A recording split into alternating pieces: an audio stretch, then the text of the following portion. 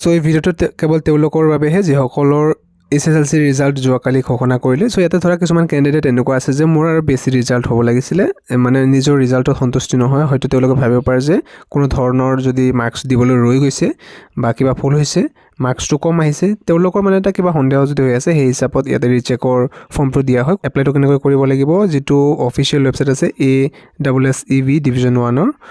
So ইয়াতে যাব লাগিব এই ৱেবছাইটত, নাইবা অফিচিয়েল ৱেবছাইট যে চাবা online.org, তাতেও পাই যাবা ইয়াতে। তাৰপিছত application for rechecking and scan copy of answer script and OMR with এনচাৰকে ইয়াতে ক্লিক কৰিব লাগিব। তাৰপিছত যদি তোমালোকে এটা মানে ছাবজেক্টৰ বাবে কৰিব বিচাৰা, মানে এটা পেপাৰৰ বাবে যদি কৰিব বিচাৰা, তেনেহ'লে 400 টকা মানে কাটিব প্ৰতিটো মানে ছাবজেক্টৰ বাবে। OMR শ্বীট আছে নিজৰ যিটো MCQ আছিলে, তাতে যদি কৰা তোমালোকেতো 50 টকা কাটিব। The candidate shall note that rechecking of the answer script shall not mean re-evaluation of the answer script. তাৰমানে ৰিচেকিং কৰাতে তোমালোকে এনেকুৱা নহয় যে প্ৰতিটো কুৱেশ্যন আকৌ মাৰ্কছটো বেলেগকৈ দিয়া হ'ব, সেইটো নহয়। যে এইটো চাব যে re-totalling of marks awarded by the examiner, এই এক্সামিনাৰগৰাকী যিয়াতে মাৰ্কছটো দিছে, তাৰমানে কোনোবা ঠাইত মাৰ্কছটো মানে মাৰ্কছ টোটেল গোটেইকেইটা দিছে নে নাই কুৱেশ্যনত লিখাবিলাকত, সেইটোহে চাব। Assessment of answers which have been left out unevaluated, মানে এনেকুৱা যদি কোনোবা এনচাৰ আছে য'ত নেকি মাৰ্কছ দিয়া নাই, ধৰা ব্লেংক ৰৈ গৈছে, ৰাইট চিন দিছে বা চেকে কৰা নাই, চ' সেইটো মাৰ্কছ যদি দিয়া নাই সেইটো চাব।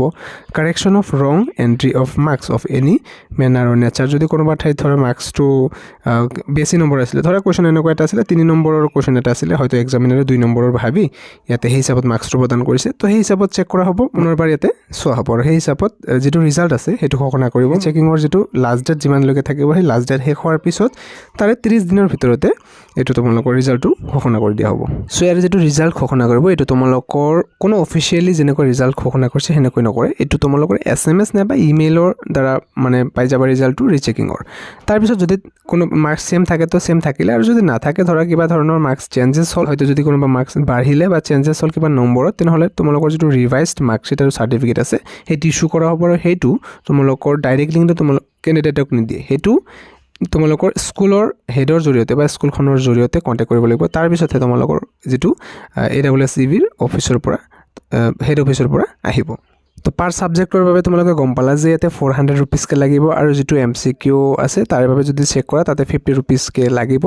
আৰু এইটো তোমালোকে এপ্লাইটো কৰিব লাগিব, লিংকটো খোলাৰ 15 দিনৰ ভিতৰতে কৰিব লাগিব, আৰু লিংকটো শেষ হোৱাৰ 30 দিনৰ ভিতৰতে ৰিজাল্টটো ঘোষণা কৰি দিয়া হ'ব। ৰিচেকিঙৰ লিংকটো এতিয়ালৈকে মুকলি কৰা হোৱা নাই, হয়তো 12 তাৰিখ বা 13 তাৰিখ মানে খুলি যাব, যিহেতু ৰিজাল্টটো ঘোষণা কৰাৰ 2 দিন পিছতে এইটো পৰ্টেলটো মুকলি কৰে। চ' যদি কোনোবা কেণ্ডিডেট এনেকুৱা আছে যে নিজৰ মাৰ্কছক লৈ সন্তুষ্ট নহয়, ৰিচেক কৰিব বিচাৰিছা, তেন্তে তোমালোকে নিশ্চয়কৈ ৰিচেক কৰিব পাৰিব, অফিচিয়েল ৱেবছাইটলৈকে গৈ ইয়াতে দিয়াই আছে। আৰু কিবা যদি ডাউট থাকে কমেণ্টত নিশ্চয়কৈ জনাবা। ভিডিঅ'টো মানে আছিলে লাইক এটা নিশ্চয়কৈ কৰি ৰাখিবা। পুনৰ লগ পাম নতুন ভিডিঅ' এটাৰ মাজলৈ। ধন্যবাদ।